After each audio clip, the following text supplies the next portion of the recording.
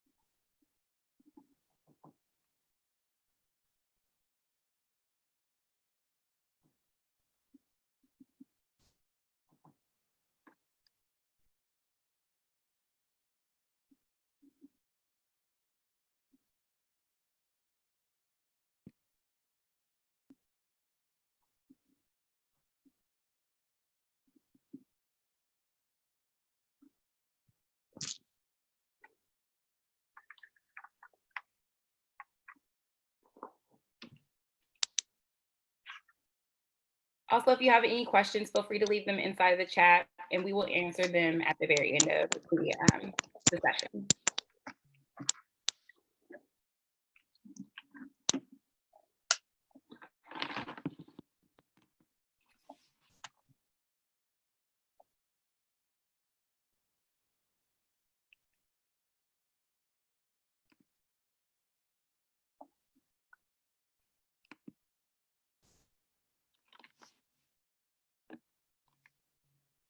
Welcome, come on into the room. We're going to get started here in 2 minutes.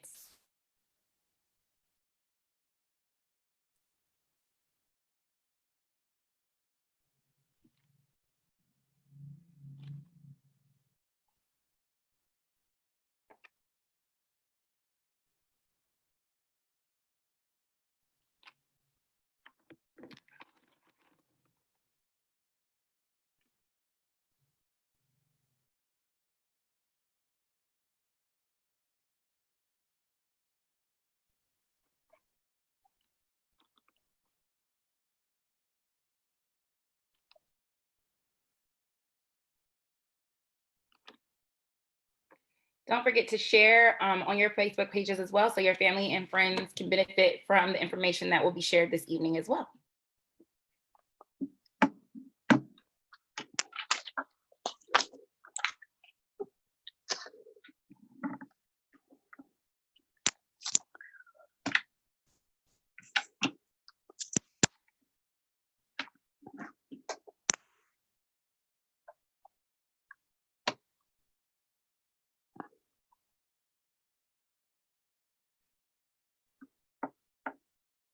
All right, New Salem. Well, my clock officially says 5 p.m., so you know it's time to start Wellness Wednesday.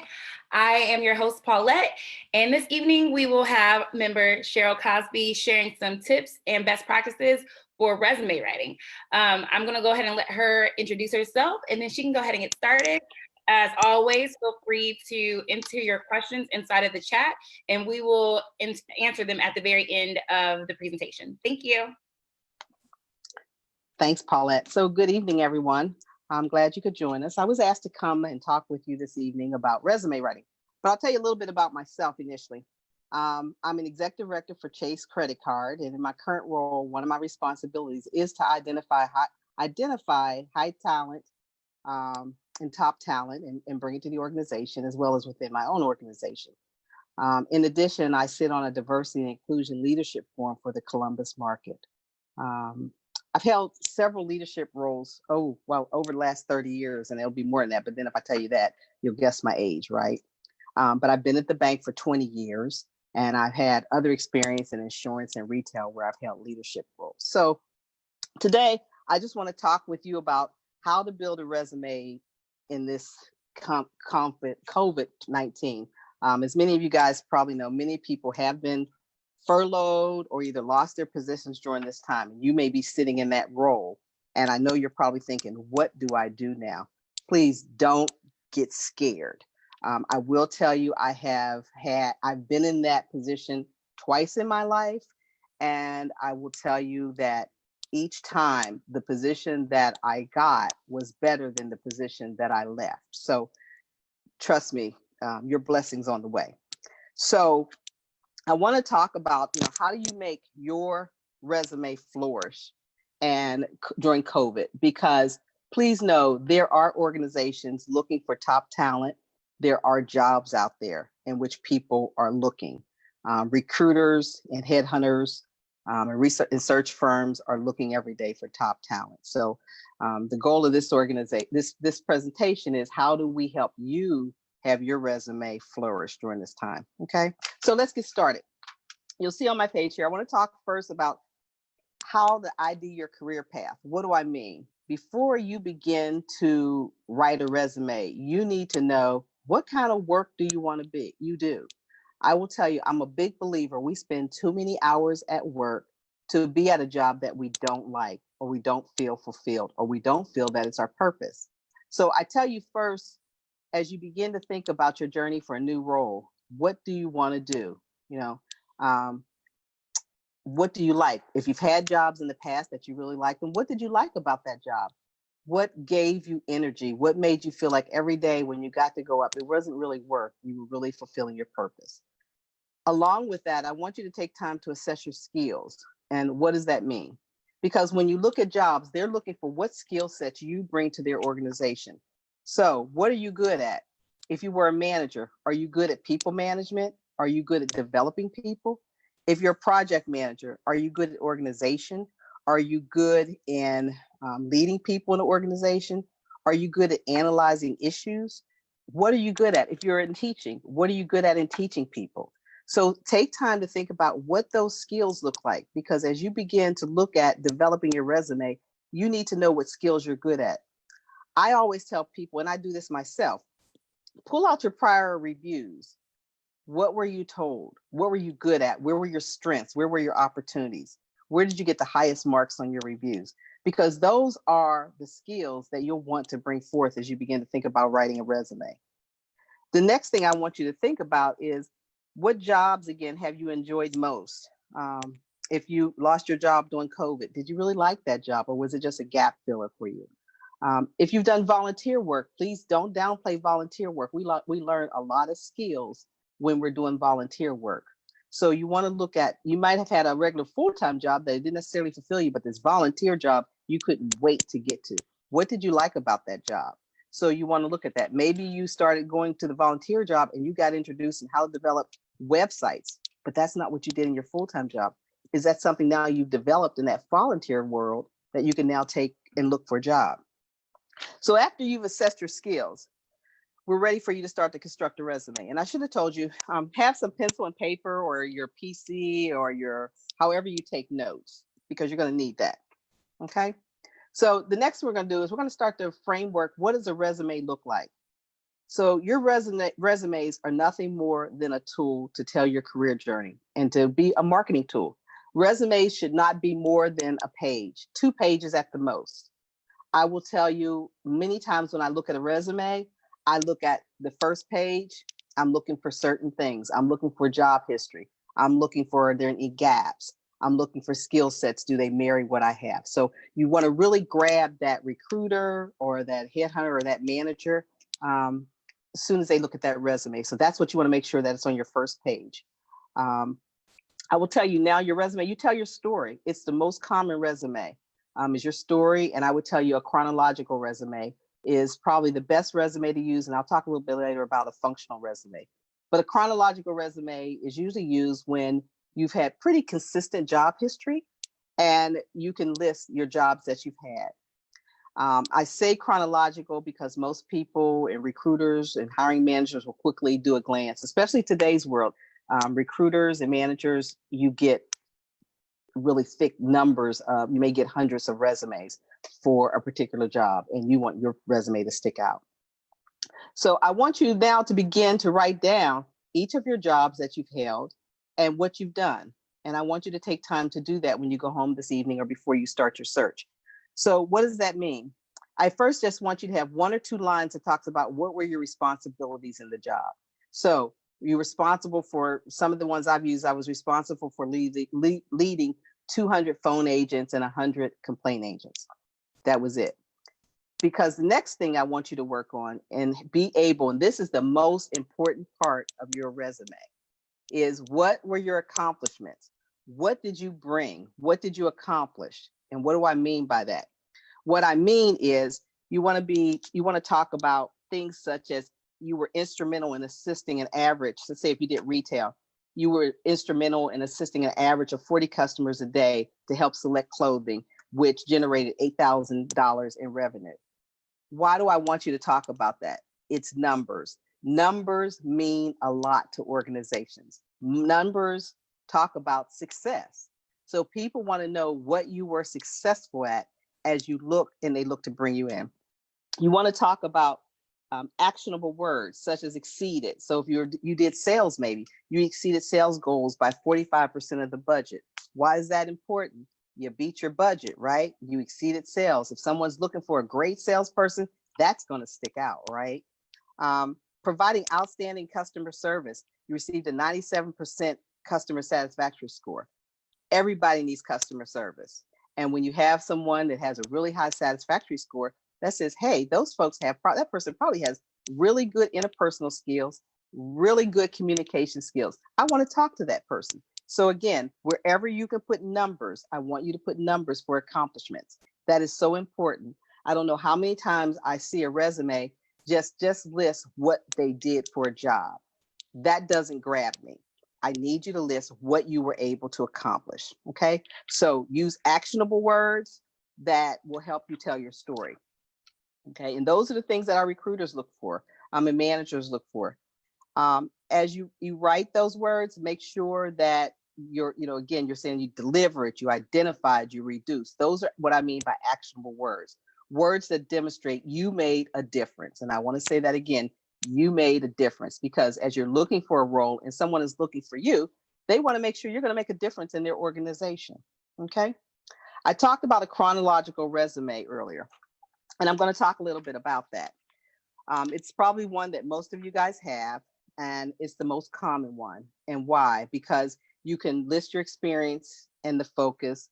It details your current jobs and your prior jobs with specific details. Now, if, like many people, have had jobs where maybe their experience has been diverse, it doesn't look like you've had a real clear cut path. Maybe you had a job when you were in high school, you were in college, maybe you took a year off, a gap or what have you. Maybe you went for a job and unfortunately you were downsized. You went for another job, you worked 2 years, something happened, the company moved, went out of business. So then you'll want to look at functional resumes.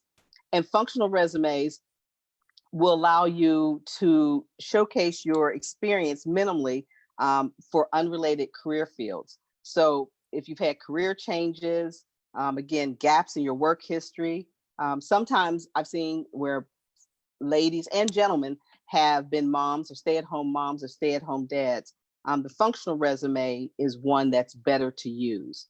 And you could easily find both of those out there on Microsoft Word. And I'll talk a little bit about the tools you can use. But both of those resumes are very good resumes. And there's a lot of templates out there that you can use in order to do that. Some things that I'll tell you as you're writing your resume. Don't list your birth date. Some people still, I see, list their birth date. Don't list your birth date because that lists the age, and we're not, no one should be asking you about your age. I would say on education, don't list the years you graduated.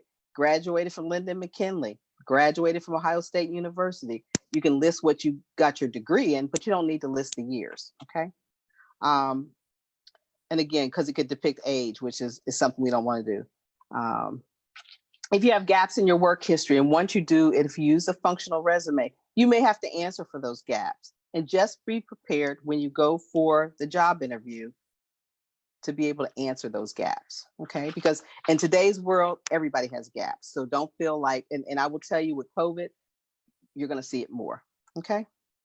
Now that you've identified your skills and your accomplishments, you now need to make sure you're looking at the job descriptions that match your skills. So I would say now you have some paper laid out. You've talked about, okay, these are the skills that I have. What kind of job do I want? So with that, I would tell you there are several sites you can go to and look for jobs, Indeed.com, depending the Glassdoor, There's just a multitude of internets that you can go to now to look for a job. I always tell people to take time. You can look at different organizations if you want to target organizations. Pull up their job descriptions. What kinds of skills are they looking for? Then begin to lay your skill sets alongside those positions that you're seeking. How do they line up? If you're only hitting 10% of the 10 or 15% of the skill sets, you're probably not a match. And no need to set yourself up to go for an interview or to even send a resume that you may not even be qualified for.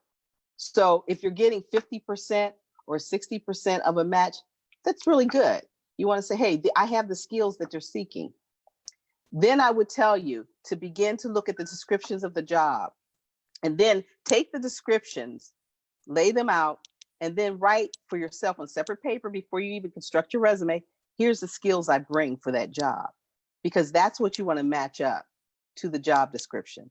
And it tells you also how likely you are to be a candidate for that role. Because anytime that you have a lot of the skills, that's going to show on your resume.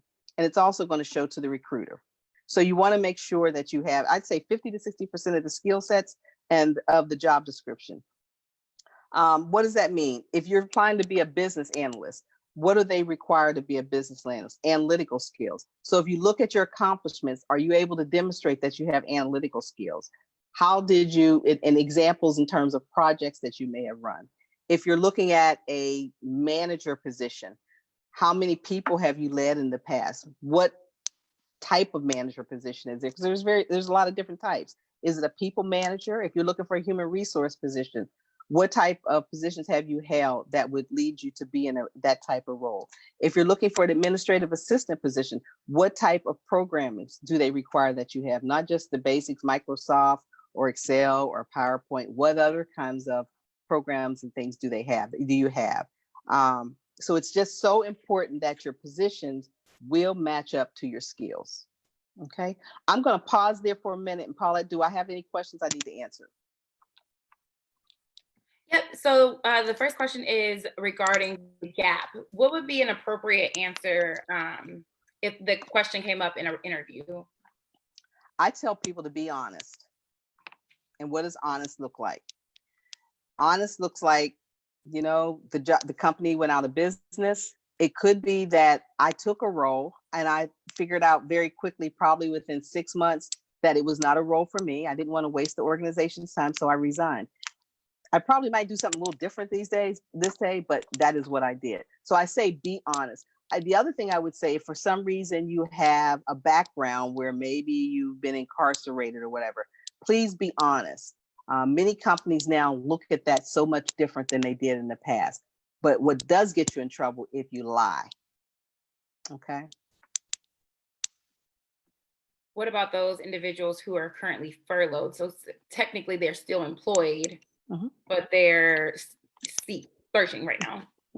So there's nothing wrong with that. I would say if you're furloughed, you're still employed. So you would still show it as present, right? Because you're still working. You're just furloughed.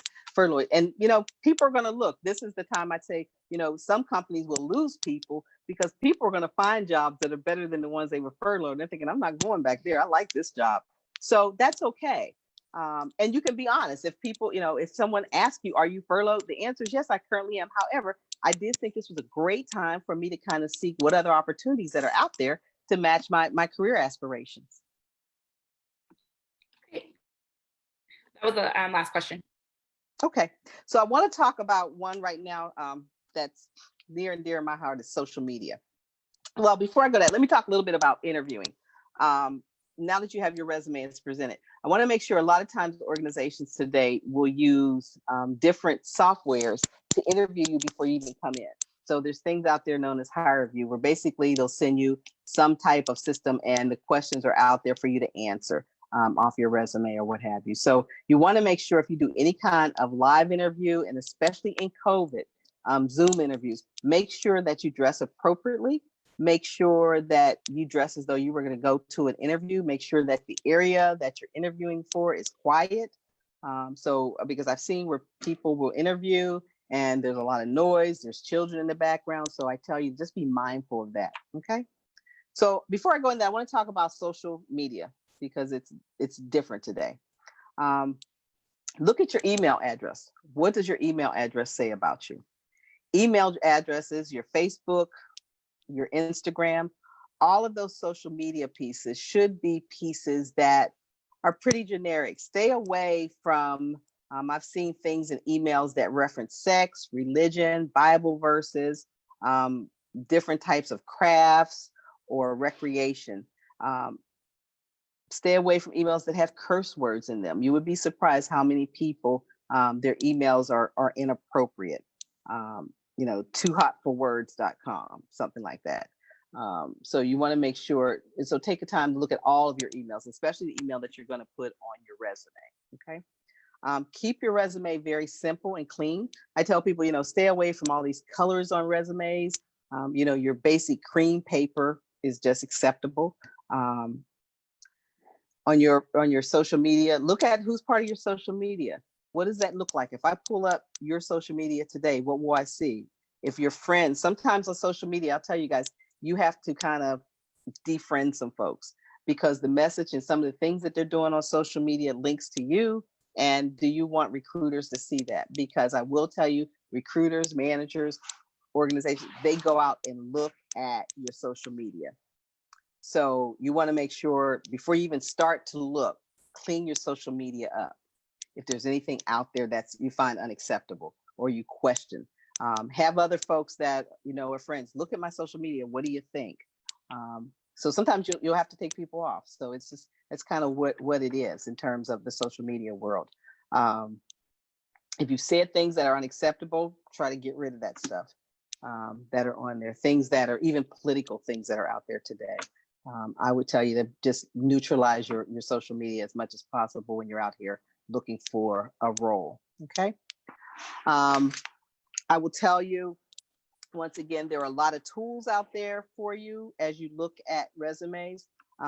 Microsoft has a lot of templates that you can look at. LinkedIn is a big one. I will tell you, your LinkedIn site is one I would tell you, if you haven't developed a LinkedIn, please take time to develop LinkedIn.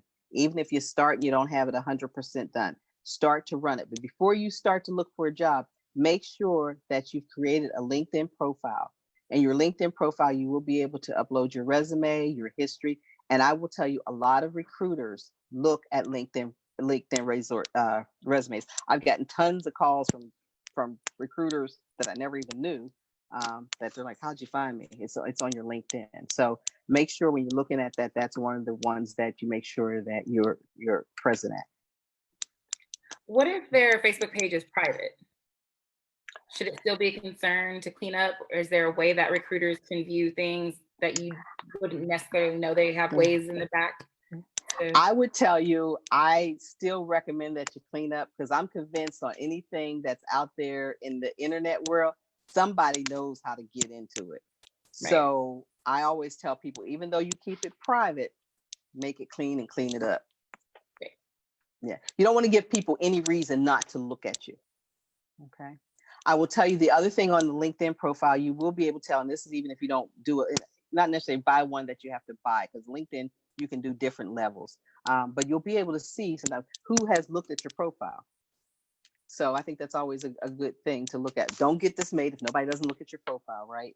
But you will be able to see that. And then you can see what organizations are possibly looking. I will tell you, recruiters are always looking for people. The other pieces I will tell you is your networking. Networking is very good. I will tell you, more jobs are received through networking than they are, I think, nowadays through going to headhunters or search firms. And why is that?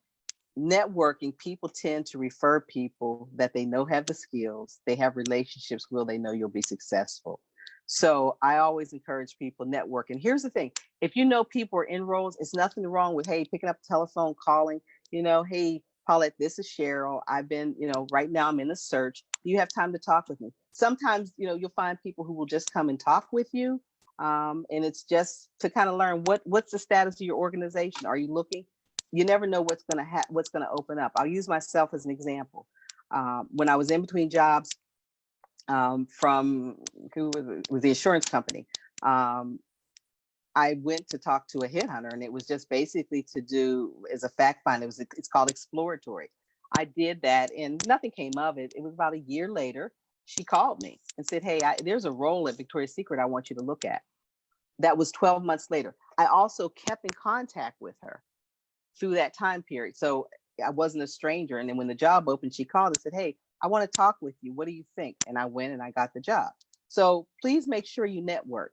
And sometimes you just go to talk to people to learn about the organization. You would be surprised how just that conversation leads to something else. So please don't discount anything. If you know people that are at jobs and organizations that you have interest in, get a phone number and call. Hey, I want to can I have 5 minutes of your time? With COVID, you can't say, hey, meet me for coffee, right? Pretty much you have to say, hey, can we meet on Zoom for 5 minutes to talk? What kinds of skills? And if you know people at organizations, the other piece of this is, guys, you need to make sure you're going to an organization where you want to be at. Does it represent your values and your interests? So while as you think about the roles, think about where you're going. Don't go to an organization that you're going to get there and think, oh God, why did I come here? You want, talk to people that are at those organizations, see how they feel. How long have they been there? What's the probability of moving in career mobility in that organization? So you want to also make sure as you're writing your resume and you're thinking about where I want to go, take time to interview jobs. And I will tell you, during COVID, it's pretty nice because one, people have time to talk to you because they're at home, right? And they're usually happy to talk to somebody else and see them because you're at home and they're at home. And people don't mind. I will tell you, I've had people call me that I haven't talked to in 10 years. And they'll call, and because they're in a search and they want to know, hey, what's happening at your organization? Do you know anybody? And I will tell you, as African Americans, we have to get better at that. We are not good at that. We are not good at networking. And that is just paramount. That is something that we have to do. So please, network, network, network. Hey, you can also share resumes with people. Even if you're not looking for a job, hey, I just want to get your feedback on my job, on my resume. What do you think? What could I add? What skill sets do you think I need? And here's the thing. Also, right now during COVID, it's a great time to build skill sets. If you need to volunteer, where do you go volunteer at? Don't discount volunteer work. And I will tell you, in organizations now, that is really big. So don't discount it. You get skills through volunteer. So the church take has time to do that. Awesome opportunities to volunteer. Yes, New Salem always has opportunities where you can volunteer. There's that PSA announcement for you. And it's true. How do you get those skills? This is a great time if you want to build some skills. Look at volunteer opportunities. Where can you do that? And right now, organizations are looking for volunteers. So take time to do that. Okay. Do you have any advice for the students who recently graduated from college, who are in the midst of this, trying to find a job, while there's other people trying to get back into the workplace? I think it makes it a little harder for them to search, especially when there's people who have years of experience who are searching on top of them. So what advice would you give to those students who are just trying to beef up their resume? Just graduating. Mm-hmm. Yeah. So I would say for those students that are graduating, this is a difficult time to come out. A couple of things. Don't be dismayed if you because you think I spent all this money to go to school and get that undergraduate degree or that master's degree or PhD. And you know what? All I can do is I got to go get a retail job. It's okay. Okay. That you may have to do that. Or, this isn't really what I went to school for, but maybe I'm going to substitute teach for a moment. Think about what you learned during that period of time. So I don't want you to get discouraged. And I think you want to continue to be active in terms of some type of job while you're there. And, the economy turns around. Everything we know about history is cyclical. So it will turn around. I will tell you, it's a great time to, I know when I used to run call centers, I found when the economy was poor, I got a lot of college students, but they came because they knew what the opportunities were when the economy turned around.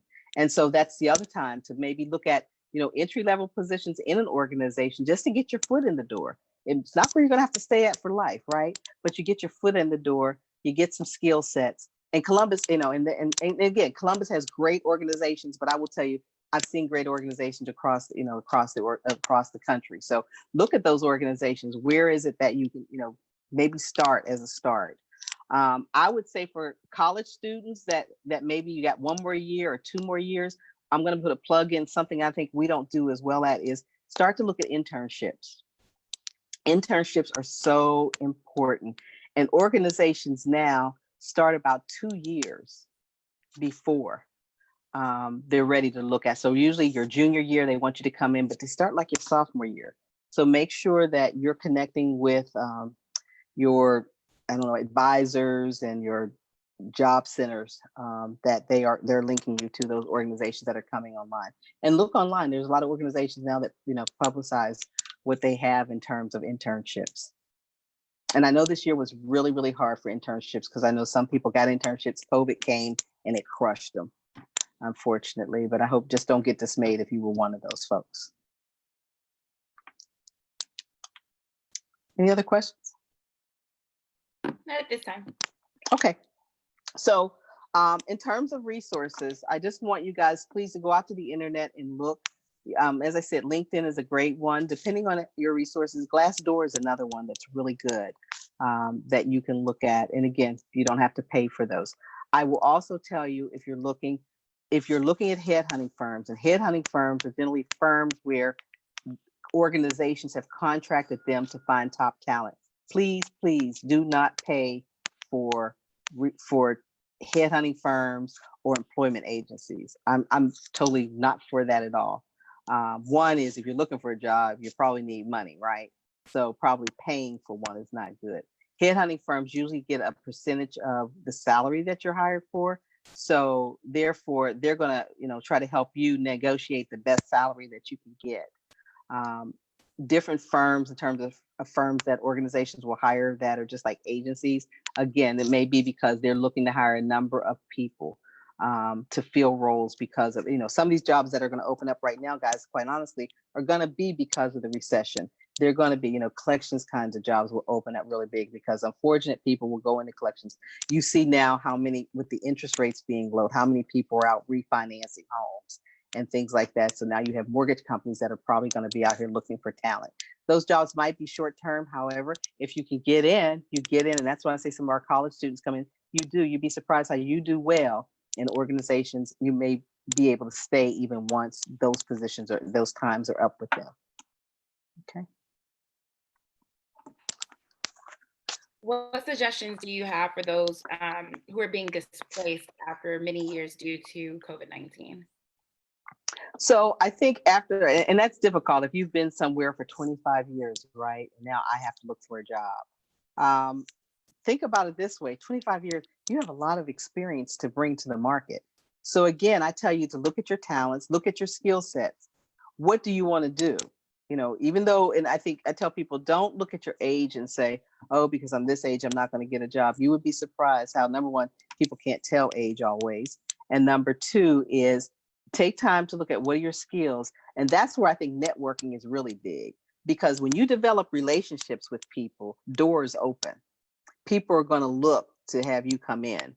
So I do say sometimes when you've been with the organizations for a long period of time, and maybe you're getting closer to the time when maybe you would have been retired, but you still want to stay there for another 10, 12 years, take time to network with people, because again, you bring a lot of experience to the organization, and you have a lot of skills. Should individuals state their salary requirements in the beginning at their first interview? How soon do you suggest? I would not state the salary requirements right off. Now, what I will tell you is do your research beforehand. There are a lot of places, as you know, that you can go out there and you can put in, manager position at ABC company. What are the salary ranges? So do that homework before, because if you do it at ABC organization and you find out, well, I'm looking for a business analyst, but it says the most they pay is $12,000. That's not in my range. No need to waste your time. But if you look at an organization, it's like they have a really wide range of 50,000 to 75,000. Okay, that's in your ballpark. First of all, get the interviews, get the offer, and then negotiate the offer. Okay, I wouldn't talk about salary up front at all. Any other questions? I want to make sure I give people time. We're good? Okay. We don't have any right now, but if you Okay. have any Okay. questions, feel free to drop them in the chat and I'll read them. Okay. Um, I would tell you, networking, for some people, they say, well, I really don't know a lot of people. I will tell you, New Salem has a host of networking opportunities if you don't know that. So I know it's difficult because we're not going to the church. However, things like this can help you connect with folks. So, and just talking with different church members to see who's at what organizations, because we have a lot of people that sit in really good roles, and they would be great, I think, to network with. So I just can't push networking enough because I just think that is something that we sometimes lack. And I will tell you, it's uncomfortable. If you're an introvert, networking is hard, right? It's like, oh, I got to call somebody. You know what? Set some time for yourself. I'm going to call Cheryl on this day. I'm going to set up some time with her. And so we can just have a 10-minute talk. Because then, and the other thing is, guys, sometimes people don't have jobs right then, but you don't know what they may have later on. So I think it's always good to kind of make sure that people know you're in a search. There's not anything wrong with that. We've all been there. Trust me, you're not by yourself in terms of a search. So please make sure, I can't stress that networking piece so much. I want to make sure I didn't leave anything else that I should share with you guys out. Some questions about negotiating. What's the best advice you can give for those who would like to negotiate higher than the salary they're presenting? So I think when you're going to do that, you want to talk about why do you think your salary deserves? If someone offers you 65,000, you think, really, I was looking more like 85,000. You want to talk about the skills and what you bring. And go back again to your accomplishments. What were you able to accomplish? What did you bring to the table? How did you save the organization money? So you want to make sure that the hiring manager or whoever is making offers understands that what you're bringing to the table. You're right. Maybe, I was going to offer that 65 to the person that didn't have the skill sets you have, but you've demonstrated that you've been able to do this. So I'm looking forward to you coming to my organization and being able to help us. So I think your skills is what you want to talk about, and then ask for the dollar. Is it better to negotiate that over the phone, or do you think it's best to do that in writing, like via email? It's going to really depend on the organization, because today, depending on different organizations, sometimes the managers are making the offer, sometimes they're asking you to come in, sometimes they're doing it on the phone or via email. So I think it depends. I prefer talking because I'm not a big one to keep going back and forth. I want to get to what the bottom line is. What are the first 3 things you look for when you're interviewing an individual? So when I interview an individual, I look for, number one, what do you know about the organization? So you want to do your homework. What do you know? Don't just show up. If I ask you who the CEO is, can you tell me who the CEO is? What do you know about the organization's values? I want to know, what do you know about that? I also will look at what have you been able to accomplish? I always go to that. I want to see, what do you bring? Because I know when I'm hiring what I'm looking for. I know who I have, and I want to say, how do I build on that person? And depending on the level of the person, I'm not one to always hire. I don't hire people that are just like me in terms of the skill sets of leading. I think that just, a good leader will pick people who have better leadership skills than they have, or what have you. So I look at those things. I will tell you, when people come in, I'm going to look at, how you present yourself. We can't shake hands anymore, right? But I'm going to look at how you present yourself, how you sit, how you communicate. One thing I should also have mentioned on your resume, make sure that you grammar check it. And I will tell you, Word doesn't always catch everything. So it's very good to give your resume to a couple of folks and say, hey, after you do grammar check in the internet, go out and also have a couple people look at your resume. Because so often I will catch where people have made grammar errors. And to me, that says, well, is there a lack of attention to detail? So you want to look at that. We have a question regarding if you're already hired for a position for a specific salary, and then once you're in the company, they knock down the skills of the title and the position and try to lessen your compensation. What would your advice be? That's difficult. I don't think I've ever had where an organization will try to take your dollars down. as a result of that. And if someone's had that, I'm thinking, wow. I would think if that happens, you may want to learn, how much are they decreasing? Why? You want to learn the whys about it. You want to ask some questions. Is there any negotiation in that in terms of, you're going to take my salary from, I don't know, $60,000 down to 55,000. Can you tell me why? And then what are the chances of that position, the salary's growing again? I don't know a lot of organizations that do that. So I'd be real surprised if someone's had that experience. What advice would you give to an individual who had a second interview, but after that they received a call that said, we went in a different direction? What kind of questions would you suggest they email or call back to figure out why they went in a different direction, so that way they can grow and learn for the next interview? Yeah. So I think that's a great question. I think if you're not selected for a role, it's great to call the hiring manager or the recruiter and say, I kind of want to learn, I appreciate you taking the time to talk with me, because here's the thing, jobs come back, right? So you want to leave a positive impact. So you want to talk about, I know you went a different direction. I kind of wondered when you looked at my resume after we talked, is there anything that I could have improved that would have had you select me over the candidate that you did select? And what did you not see in my resume or even in our discussion that you wish that I could have done a better job of demonstrating, so that you might have looked at me a little bit more? Because, and there's nothing wrong. I think you should always follow up and see if you're not selected. Don't get, oh, I didn't get this job, or what am I going to do? No, because you will be surprised how, again, jobs open back up. And, a lot of times you do it right. Recruiters, whatever, will reach out to you.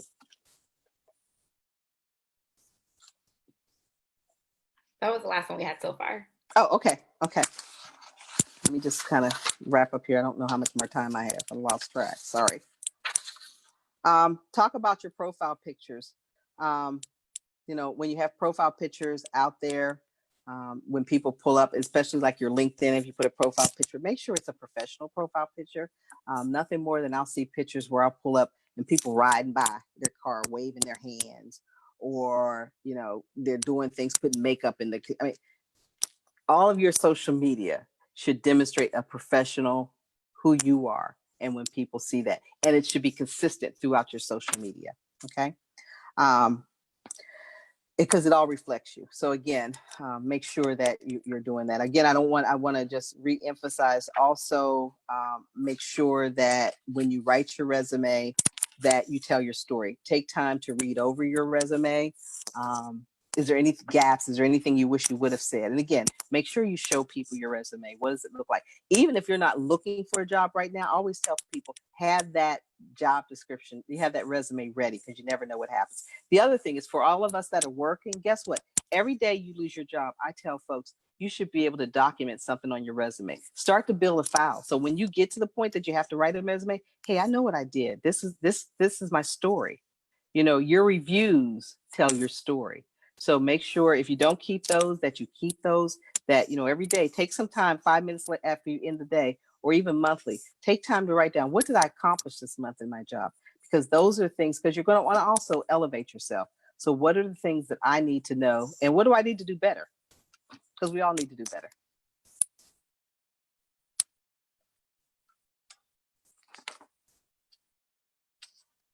I would say also make sure, in terms of writing your resume, hopefully you have a PC that you can keep handy, or a laptop or iPad, in order to keep. You also, I want to mention, you'll write different resumes. You may have 5 or 6 different resumes, depending on the kind of job that you're looking for. Maybe you're looking for a sales job in one organization, a sales job, and maybe a manager job in another organization. So it's not unusual to have multiple resumes. So, and it's okay to have multiple resumes. Okay. I would say also, a lot of times people will say, well, do I need to have an objective on my resume? You can, make sure that it's relevant if you do it. So don't have a resume that shows you're looking to be a manager, but you're out here applying for a position that's not even related to that. Okay. If you were offered a role, how long would you suggest delaying an answer or response? So if you need time to think, or you want to review and talk to your family, how long do you think it's too long? Yeah, I think more than a day or two. You don't want to give the recruiter time to think, well, they really don't have any interest in my organization, so let me just move on. Because you have to realize in most organizations, recruiters are under fire too in order to fill jobs. So they want to make sure trust me, you might be the number one candidate, but number two and number three is out there waiting. So, because they have to also think, if you don't take this role, how are they going to fill the role? So I tell people a day or two. Sometimes it's on a Friday. People will say, take time to think about it over the weekend, because you want to make sure it is the right position for you.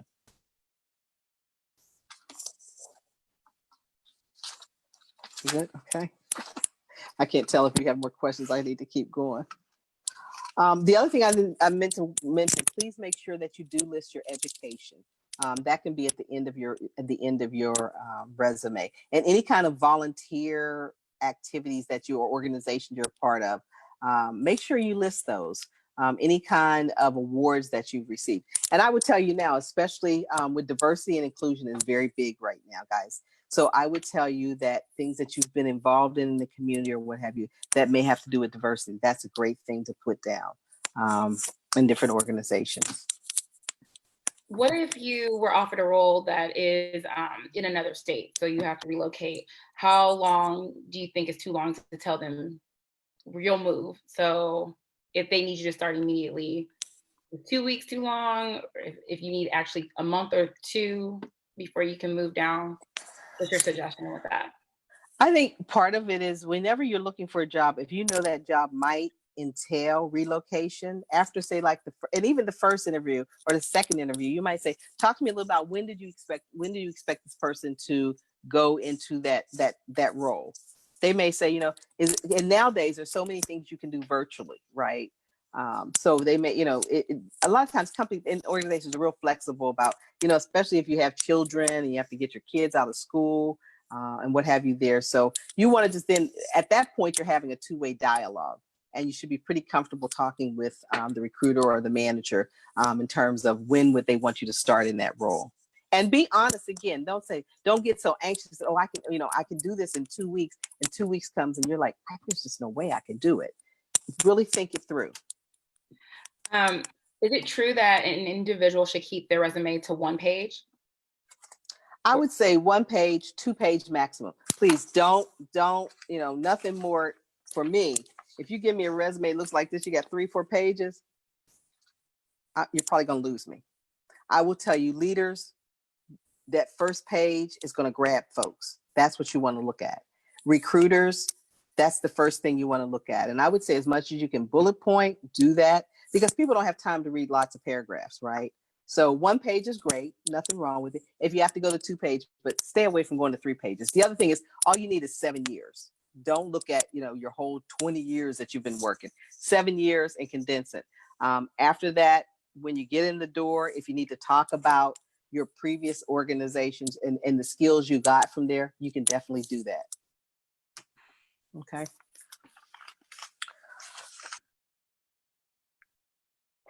I think I've covered. I think I've given you guys pretty much everything. I think, again, if you take time to, I just kind of want to recap for you. I think, identify your career path. What kinds of jobs are you looking for? Make sure that your skill sets match those positions. Make sure when you write your resume and you frame your resume, that resume has the skill sets that you need, that resume it matches the descriptions of the jobs that you're going through. Again, skill sets and job descriptions need to match. I would say also actionable words. If you struggle with that, those are usually your verbs. Those are usually, you can go out to the internet. And I would tell you, Google is a friend as you're writing a resume. Use that in order to frame it. Use, templates are great, and you can use templates in order to drive your resume. I believe the next question is asking what 3 sections are the most important when you first look at the resume. So should education be first, then work experience, or what order do you think is the most important to view when building? I think it really depends on the role. I think when I'm looking at a role that is more like a mid-level role, then I'm going to look for, I want to see first, what have you done in your jobs? Education doesn't have to be the first thing about that. If if you have a college degree, a master's degree or whatever, you can put it up top. But I think if you've been in the workforce for, I would say 5 to 10 years, or even maybe 3 to 5 years, beginning to look at your accomplishments and look at what kind of work you've been doing is more important, and that degree will follow. You'll see it. Okay. Sister Troy just told me to share with you. Thank you so much, and she appreciates you. So great. Who is that? Sister Troy. She said great information. Thank you, Sister Troy. We don't have any more questions coming through, but do you want to end with anything that's on the top of your mind that's the most important? Yeah, I think the one thing I would say, guys, for COVID, and you're in COVID, please don't get down if you've been furloughed, if you've lost your job. I'm going to tell you something, and as I said, in my years, I've had it happen 2 times. And I've always said this, and it has always been true. I always say, God didn't bring me this far to leave me now. And that was like my morning mantra. I used to say that mantra. I used to say that every morning. God, I know you didn't bring me this far to me. And it was true. Every job that I got, and I will tell you at one time, to tell you a story, at one point, when I left the insurance company, I had 2 offers. I had one offer at Victoria's Secret, and I had another offer at another bank. At that time, I took the Victoria's Secret offer. When Victoria's Secret closed our centers here, because in my background has primarily been in call centers, I talked to a headhunting firm. Then 9/11 hit. When 9/11 hit, everything kind of went like COVID, flat. I then just used the internet. I used networking, and it was interesting how I got to the bank. I'll tell you guys, there was someone that I knew. I saw the job. I called this person up. I sent my resume to the recruiter. The recruiter said, "Wow, we had 100 people apply for this job, and they were all internal." So I said, "Well, to myself, pack that little one up. That's not going to happen." And probably within 10 minutes, he called me back. He said, "Sure, why'd you send me this resume?" And I said, "Well, I told you I was just going to send it in case you had anything later." He said, "I'm going to send you because of the job, I'm going to send you the packet in the mail, FedEx to you. Can you come be part of the interview panel? Can you come in and start to do the interview process tomorrow?" And I was like, "Sure." I went through there. They narrowed it down to, I think it was 6 of us. And you have to remember, I was the only external person. Through that process, the organization reorganized. So the position that I applied for was no longer there. However, through my accomplishments, what I talked about, I will tell you, I went through, and I will add the other thing, guys, don't get dismayed. When I first went to the bank, I went through a total of, the first set was 4, what did I go through? I had 4 panel interviews. Then I had to go to Delaware. I had 9 interviews, and that included lunch with senior leaders. Count them, 13 interviews.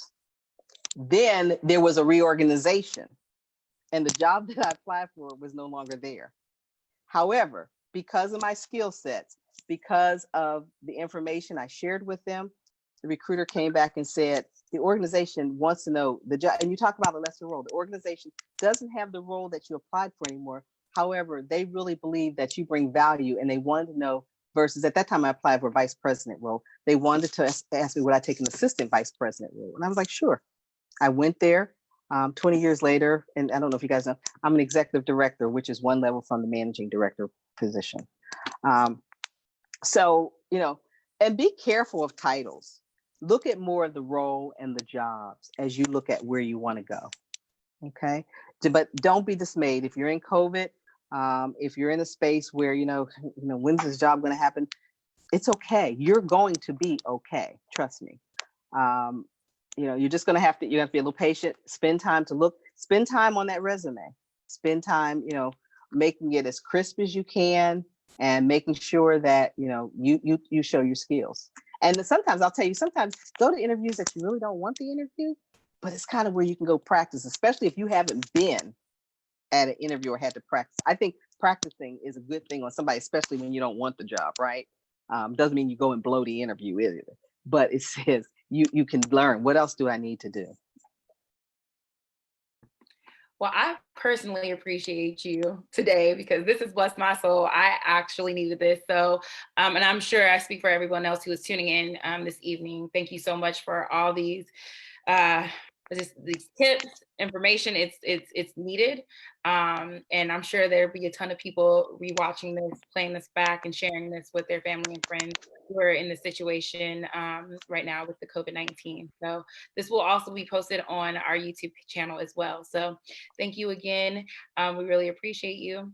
And they're all saying thank you as well. So we'll see you next Wednesday, ladies and gentlemen, for Wellness Wednesday. Thank you. Thank you guys. Be safe. Bye.